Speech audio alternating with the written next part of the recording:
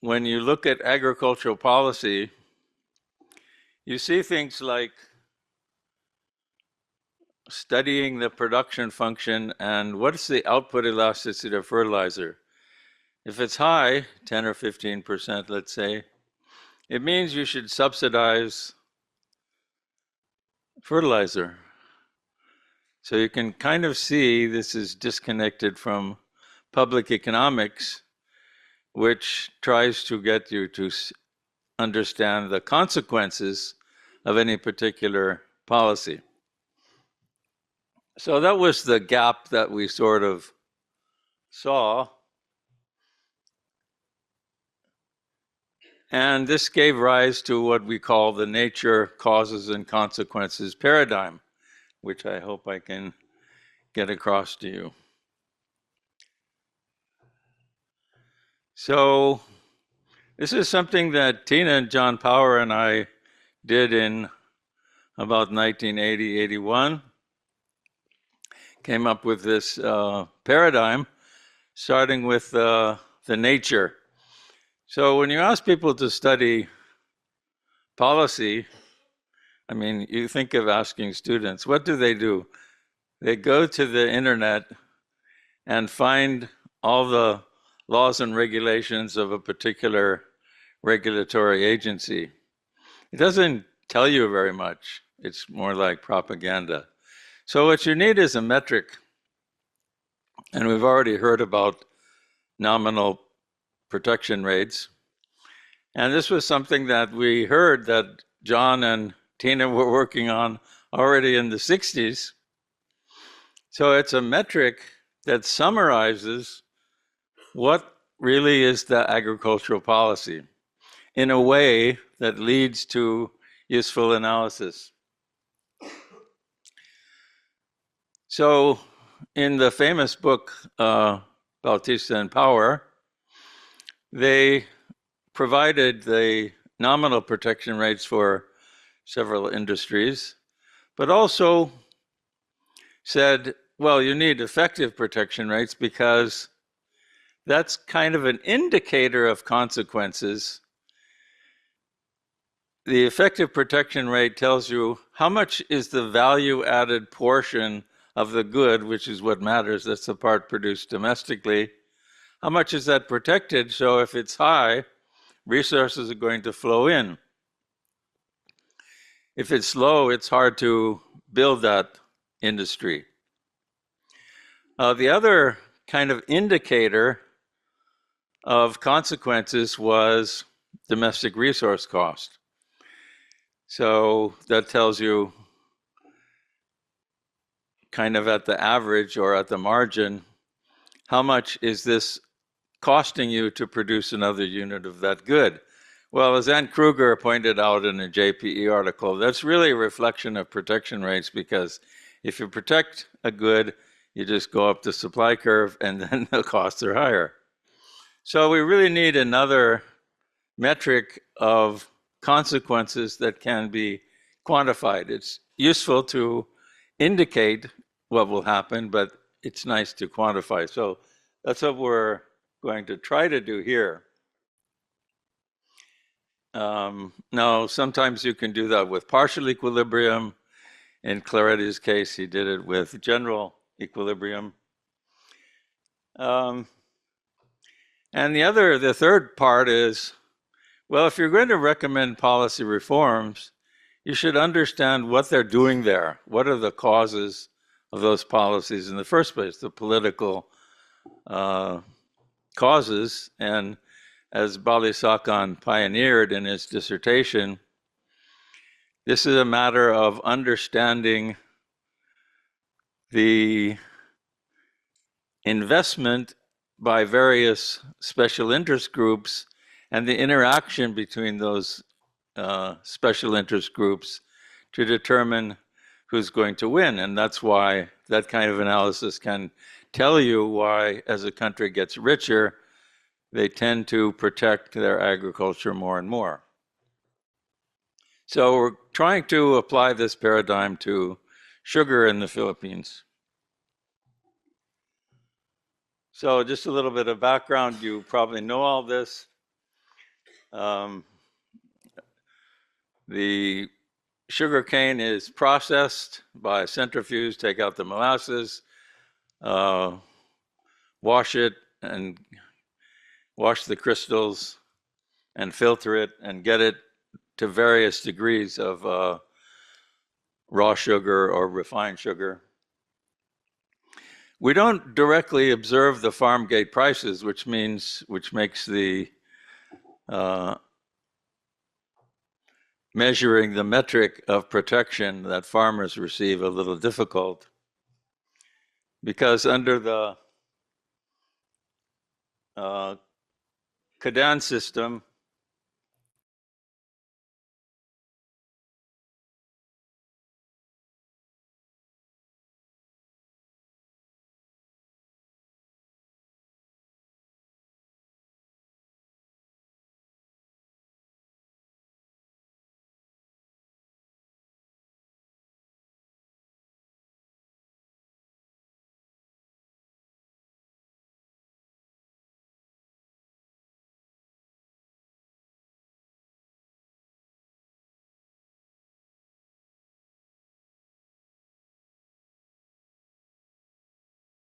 Recording in the price progress. is highest in domestic. I'd like to be classified as domestic, but it's maybe not up to me.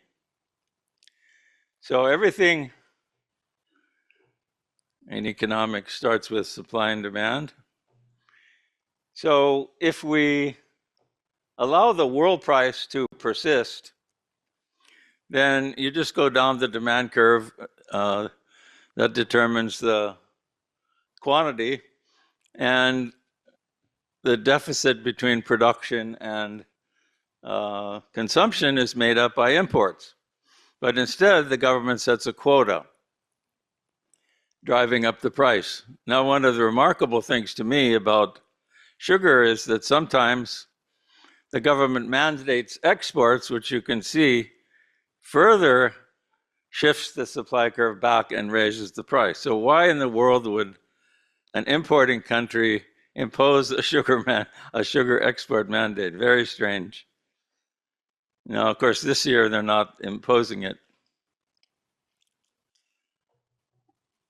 Okay.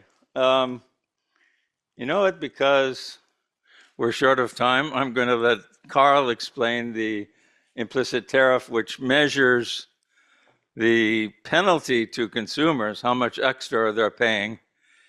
And we don't just need one domestic price, as you'll see. That protection, that penalty, is not passed on to farmers because of inefficiencies in the marketing system. So we need a different metric to measure protection of farmers. And let's have Karl present that.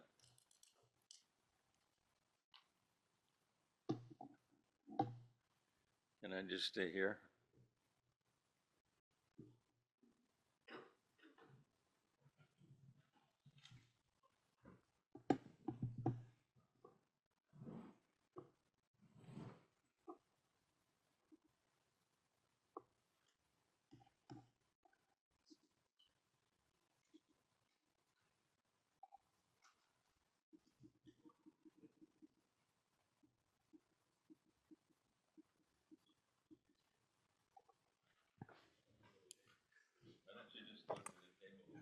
Yeah, sorry. I don't know where I am right now. Oh, here. So in the interest of time, well, here we just see that prices are high over here.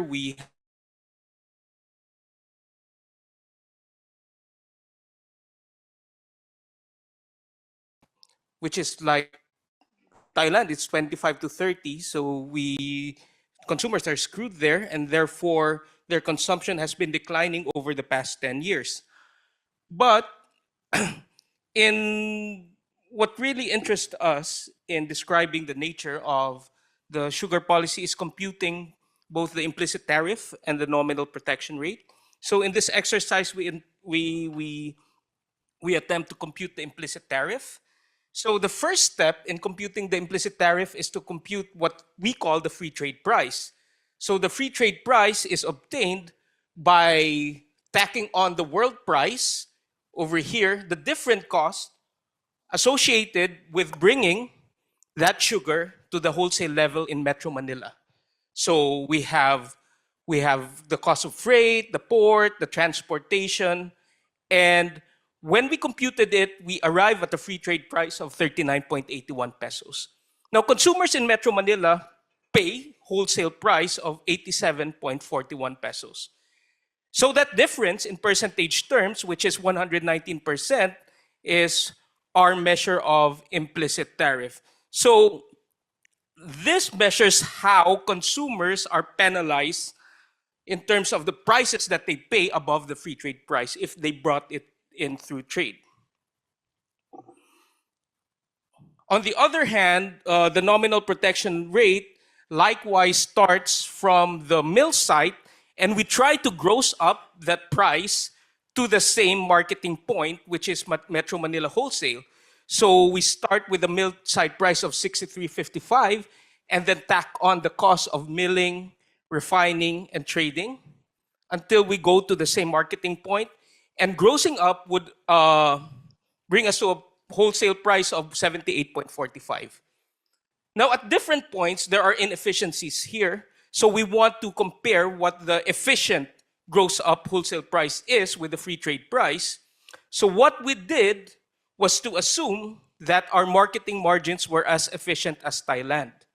So instead of 78.45, the farmers receive, if they were efficient, 72.31 pesos from the mill side price of 63.55. Now, this 72.31 pesos is 82% above the free trade price, which is 39 pesos, which we saw earlier. So just to summarize, here, iba pala yung computer, iba pala yung ano. Sorry. So this is the summary of what we have computed earlier. So the average mill side price in Negros Occidental is 63. And when we computed the gross up wholesale price, the efficient gross up wholesale price, the farmers or the producers receive 72.31. Metro Manila consumers pay wholesale 87.41, but the free trade price is 39.81%. So we calculated, like we said, the implicit tariff to be about 120% and the nominal protection rate of 82%. Now, if we take the ratio of the nominal protection rate and the implicit tariff, we have 68%, which means that the penalty that consumers face in paying a higher price, only 68% of that is enjoyed by the producers. So the increase in consumer prices resulting from the trade restrictions is captured by other things such as inefficiencies, excess profits that raise cost. So what we did, sorry about that. So what we did is to examine the consequence of such policies in a supply and demand framework. Jim loves to do that. For those of you who are students of Jim, you really have to memorize your supply and demand graph. Now, after 10 years, I think I finally got it. So here we summarize the information that we have. This 39.81 pesos over here is the free trade price. The 72.31 is the gross up wholesale price. And the 87.41 is the current Metro Manila, or the 2022 wholesale price in Metro Manila. So by the way, we computed this supply and demand graphs using elasticities from various sources. And what we see is that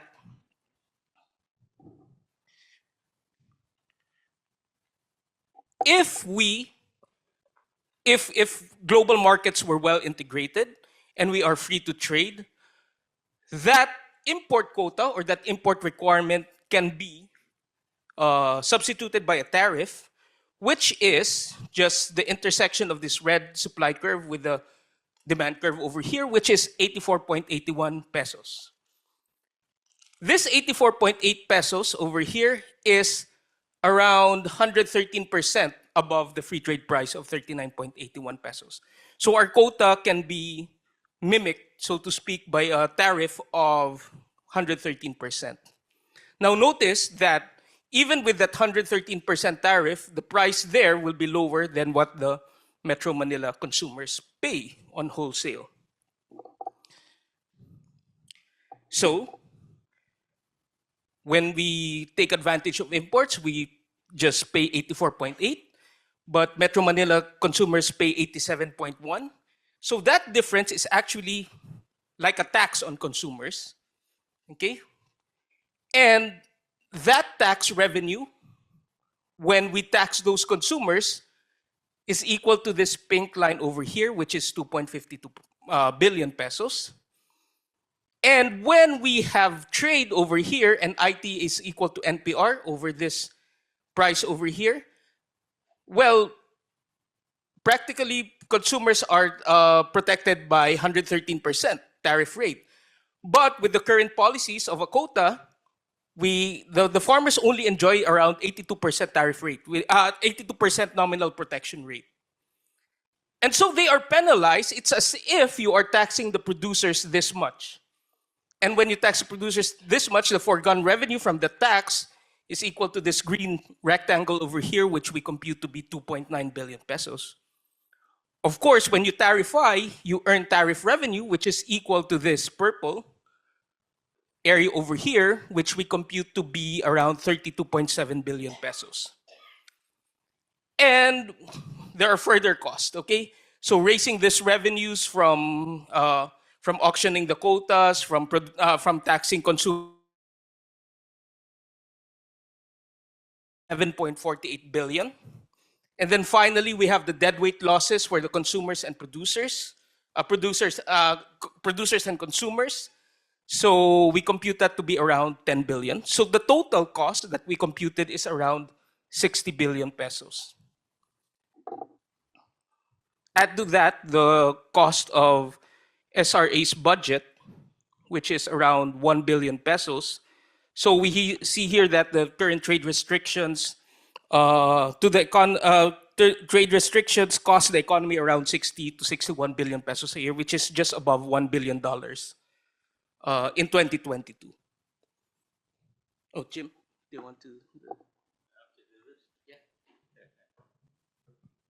Okay, so the question now is, where does the waste go? So part of it is rents. There was a slide in there we skipped over that shows how the SRA selects the people that get import licenses, and that's an enormous gift. If you get a license, you get to buy low and sell high. So as Ann Kruger said, part of that rent is dissipated because you have to lobby the government to get the license, but not all of it is dissipated. Some of it goes to the license holders. And part of it goes to high profits, uncompetitive forces, and other inefficiencies. So we don't know the breakdown.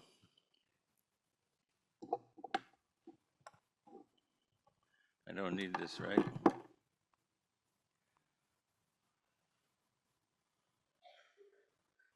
So what are the causes? So of course, those rent-seeking forces are promoting exactly those policies because they get the benefits. And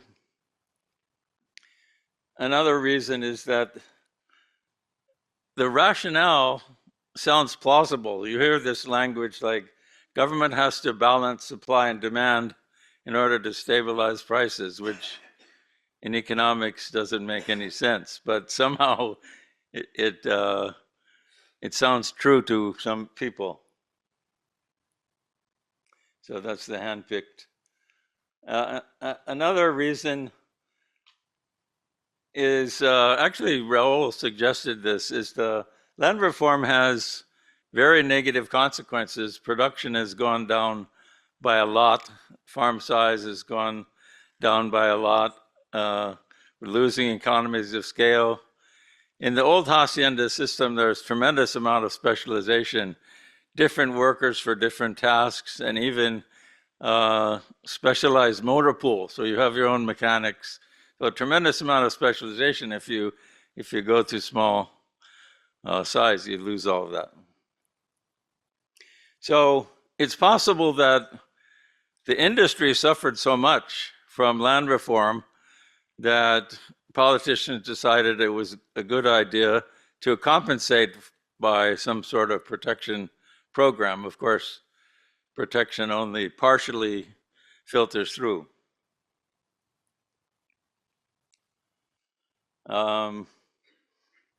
Another unintended consequence of land reform is that in order to escape land reform, just like people do tax avoidance, you do land reform avoidance and say, well, I'm not a sugar producer anymore, I'm putting up a solar farm. So you can keep the land and put up solar farm even without transmission. So it's a case of build it and they will transmit. So then they lobbied the government to transmit the electricity. So in conclusion, Philippine market is highly distorted. Consumers are paying 100%, 120% penalty. Remember in the rice tariffication days, we're talking about 40 to 50% implicit tariff. This is way, way higher. And much of that is not passed on. The estimate that Karl was giving is upper bound because Negros prices are high and because we're using the mill site prices instead of farm gate prices. So even less protection is passed on to farmers. High welfare costs.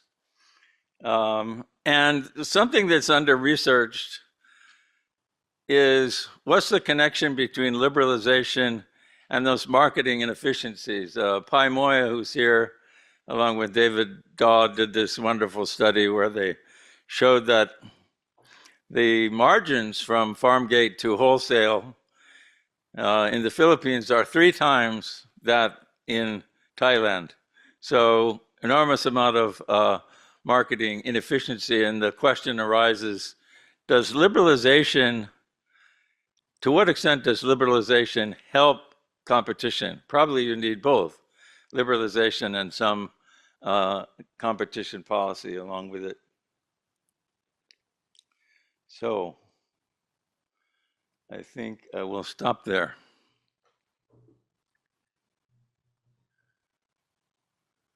Oh, there's all those references, including Tina David is up there too.